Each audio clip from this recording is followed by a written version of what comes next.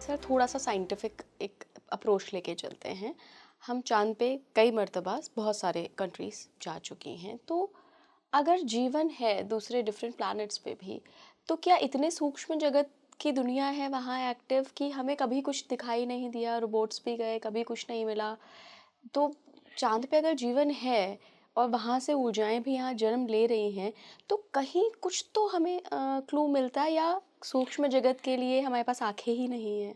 नहीं, सच में ये बात सही है कि देखो वहाँ पर कुछ तो एनर्जी मौजूद है। हम्म। ऐसा हम अभी फिजिकल लेवल पर मैं नहीं कह सकता, जाहिर सी बात है, पर कुछ तो है। एनर्जी तो मौजूद है ही ना।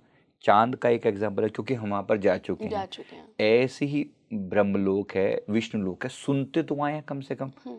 विष्णुलोक है, ब्रह्मलोक है, शिवलोक है, शनिलोक है, सूर्यलोक है। अब सूर्यलोक तो फिजिकली दिखता ही है, हम्म। ठीक है, हम जा नहीं सकते, लेकिन कम से कम पता तो है दिखता वहाँ है। पर कुछ है। चांद पर भी आप गए तो सही, एनर्जी तो मौजूद है, और अभी भी बहुत सारे प्रमाण है इस बात के ऊपर कि वहाँ कुछ ना कुछ है मौजूद। मतलब ब्लैंक नहीं है वहाँ पर। बेशक वहाँ पर एनर्जी के मतलब उस रूप में नहीं है कि हम फिजिकली चीज़ों को देख पाएँ, कैमरे में कैद कर पाएँ, ऐसा ज़रूरी नहीं है, लेकिन मौजूद है वहाँ पर एनर्जी किसी न किसी फॉर्म में। ओके, कई लोग सर ऐसा दावा करते हैं कि उनको पीएलआर के थ्रू ऐसे लोग मिले हैं जिन्होंने चांद पर जीवन की बात कही है, लेकिन उन्होंने बोला कि जैसे हम पृथ्वी पर सरफेस पर रहते हैं, वहाँ लोग सरफेस पे नहीं रहते हैं, अंदर रहते हैं, कोर में। क्या ये पॉसिबल ऐसा हो हो सकता है? सकता है, ऐसा हो सकता है, मतलब जिसको हम चंद्रलोक कहते हैं। हम्म। अब कोई तो जगह होगी ना चंद्रलोक के नाम बिल्कुल। से। तो बात सिर्फ समझाने के लिए बोल रहा हूँ, अगर वो है तो वहाँ अगर कोई लोग रहते हैं, चांद चंद्रलोक से अगर कोई व्यक्ति धरती पर जन्म लेगा तो कैसा होगा। हम्म। चंद्रमा की प्रकृति कैसी है? शांत है, शांत लविंग शीतल। है, शीतल है। कोई ऐसी शांत शीतल प्रकृति का इंसान अगर धरती पे आए, पॉसिबल है कि वो चंद्रलोक से आया होगा। अगर लोगों को और कोरिलेट करने के लिए बोल देता हूँ, अब गंधर्व लोक है जिसको बोलते हैं। गंधर्व लोक का मतलब क्या हुआ? जहाँ पर सारे आर्टिस्ट रहते हैं, जितने भी डांसर्स हैं, जितने भी इंस्ट्रूमेंट बजाने वाले हैं ना, म्यूजिशियंस हैं, ये सारा आर्ट एंड क्राफ्ट सारा का सारा होता होगा कहीं ना कहीं गंधर्व लोक पे, है ना। अगर गंधर्व लोक पे होता है तो ये जितने भी लोग आते हैं गंधर्व लोक से आते हैं, हम्म। और इस धरती पर आकर जो अपनी परफॉर्मेंस देते हैं, कुछ भी करते हैं। कई लोगों का संगीत इतना सुंदर और इतना मीठा होता है कि आप कह नहीं सकते कि इस धरती से रिलेटेड करता है, कहीं ना कहीं बियॉन्ड है ये। तो होता होगा ना कुछ भी।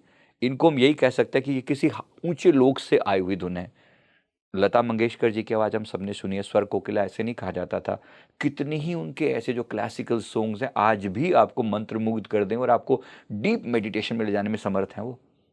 तो बात कोई छोटी सी नहीं है कि आपको ऐसा लगता है जैसे बियॉन्ड दिस अर्थ, ऐसा लगता है जो हमने नहीं सुना वो कनेक्ट कर पाते हैं।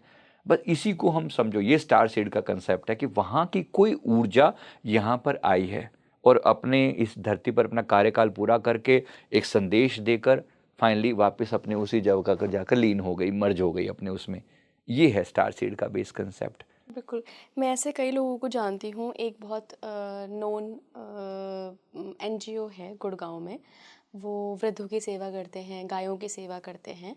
तो बहुत छोटा जीवन रहा उनका, आई थिंक 45 प्लस थे वो, और सारा जीवन समाज में लगा दिया। बहुत अमीर थे, लेकिन सारा पैसा उन्होंने वहाँ लगा दिया। बट अपना मिशन पूरा करते करते ही उनकी अचानक से एक दिन डेथ हो गई। क्या ये हो सकता है कि जो स्टार सीड्स या ऐसे डिवाइन सीड्स होते हैं जो यहाँ जन्म लेते हैं, ये बस बहुत सर्टेन पीरियड के लिए आते हैं कि काम खत्म और फाटक से बिल्कुल गए? ऐसा सच है, लगभग सभी के लिए सच है। क्या यही बात स्वामी विवेकानंद के बारे में ट्रू नहीं है? क्या यही बात भगवान शंकराचार्य, आदि शंकराचार्य जी के बारे जी में ट्रू जी नहीं है? जी। केवल 33 ईयर्स की एज में अपना काम पूरा करके, सारे वेदों के ऊपर टीका टिप्पणी करके और चारों दिशाओं में धामे धर्म की स्थापित कर। स्थापना करने के बाद 33 साल में चले भी गए। कोई मजाक थोड़ी है, कहाँ से आए होंगे? ये डेफिनेटली शिवलोक के अस्थि थे। शिव नाम ही तभी उनका शंकराचार्य नाम, है, हाँ। कोई मजाक थोड़ी है, मतलब होंगे, डेफिनेटली होंगे। तो वहाँ उस लोक से एक दिव्य आत्मा इस धरती पर आकर अपना रोल प्ले करती है और अपना कार्य पूरा करके जितनी जल्दी होता है चली जाती है यहाँ से। तो और सर यही हम यही जो स्टार सीड का कॉमन आत्माएं होती हैं, ये कहाँ से आती हैं? देखो नॉर्मली हम जब आत्माएं का, हमारा सबका जो रोल है ना, आप लोगों को वो गरुड़ पुराण वाली जर्नी तो पता ही है। जी जी जी। जैसे नॉर्मली मतलब हम, अगर मैं मरूंगा तो कैसे जाऊंगा, एक सामान्य इंसान की जर्नी क्या है, वो सारे यहाँ से मृत्यु के बाद और फिर यमलोक से होता हुआ, फाइनली पितरलोक से होता हुआ और फिर उसका हिसाब किताब होगा और फिर बेस्ड ऑन द कर्मास उसको आगे की या हायर जर्नी या लोअर जर्नी या फिर मनुष्य का जन्म, है ना। 3 ही पाथ होते हैं, या हायर या लोअर या मनुष्य का जन्म। तो लोअर का मतलब लोअर स्पीसीज में चला गया, 84 लाख जूनिया है। हायर का मतलब है देवलोक में, दिव्यलोकों में चला गया, तो वो भी हो सकता है। हो सकता है आप और हम कभी दिव्यलोकों में रहे हों। क्या ये बड़ी मुश्किल बात है? नहीं, बिल्कुल भी नहीं। मैंने अपना जो जितना भी देखा है, मैंने देखा है कि मैं भी दिव्यलोकों में रहा हूँ। कोई बहुत बड़ी बात नहीं है। ऐसा नहीं है कि आप लोग नहीं रहे या नहीं रहे। मैंने एक व्यक्ति का जिक्र किया, जैसे मैंने किसी का बताया, ऐसे मुझे अभी किसी लेडी ने बताया कि मेरे को हमेशा ये सपना आता है कि मैं राधा रानी जी की सेवा कर रही हूँ। मैं राधा रानी जी की सेवा कर रही हूँ। मुझे ऐसा लगता है कि जैसे मैं उनका जो पर्सनल केयर है ना, मैं उसमें हूँ, उनकी पर्सनल सेवा में हूँ। और उनके मतलब बाल संवारना और इस टाइप की सेवा, मतलब बहुत क्लोजली उनकी दिव्यता को निहारना, ये मेरा रोज का काम है। मुझे लगता है कि राधा रानी मेरे बहुत क्लोज हैं। हालांकि इस जीवन में वो एक सामान्य सी दिखने वाली, सामान्य बिल्कुल नॉर्मल सी लेडी हैं। अब कुछ तो गड़बड़ हुई होगी। फिर हमने जब पास्ट में देखा तो सच में हमें पाया कि बहुत ही दिव्य ऊर्जा है जिनकी ये उनके रूप में सेवा कर रही हैं। लेकिन कहीं ना कहीं इनको उनके रूप को देख के अपने आप को उन्होंने आईने में देखा और कहा कि मैं भी कम सुंदर तो नहीं हूँ, काइंड ऑफ। तो काइंड ऑफ एक ईगो आया।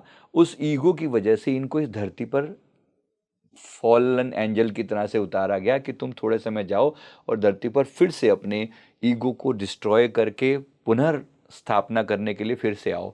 जाकर फिर धरती पर संदेश भी फैलाओ, माँ का प्रेम, मतलब राधा रानी का प्रेम क्या है, उनका संदेश लेकर वो आत्मा यहाँ पर आई और अभी वो कर रही है, वो करे। उसके मेरे मन में कॉन्स्टेंटली राधा राधा चैंटिंग चलती रहती है। मुझे ऐसा लगता है कि मैं उन्हीं का एक मेरे लिए वो इतनी क्लोज हैं जैसे मेरे अस्तित्व का एक हिस्सा है, ऐसा लगता है उनको। तो ये है स्टार सीड का कंसेप्ट, मतलब एक फॉलन एंजल जिसको हम कह रहे हैं। हो सकता है हम सभी तो हैं तो दिव्यता से भरपूर ही ना। कौन जाने कि हमारा पिछला जन्म किसी ऐसी दिव्य लोकों में रहा हो। हमने क्या सबके बारे में नहीं सुना हुआ? भगवान अपने प्यारे हनुमान जी की जो माँ थी, माता अंजनी, वो भी तो एक समय में अप्सरा रह चुकी हैं, है ना। फिर उनको भी किसी वजह से एक अब श्राप दिया गया और फिर नीचे आई और अंत में उन्होंने एक दिव्य आत्मा को जन्म देकर अपना कर्तव्य पूरा किया। हम सबके साथ भी तो ऐसा हो सकता है ना, ऐसा ही है। बस इसी को मैं मान सकता हूँ कि भाई हम हैं तो दिव्य, लेकिन यहाँ पर एक रोल प्ले करने के लिए आए और कोई ना कोई हमसे गड़बड़ भी हुई है ना, कोई ना कोई गलती भी हुई है। जो ये षट तो विकार लगता हैं, है। षट विकारों में से कोई एक विकार हम पे और हावी रहा है।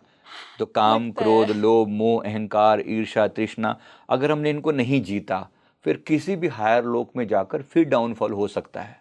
राइट। इसीलिए इस धरती पर रहते हुए ही हमें इन विकारों को जीतकर पुनर् अपने उस लोक में जाकर स्थापित होना है।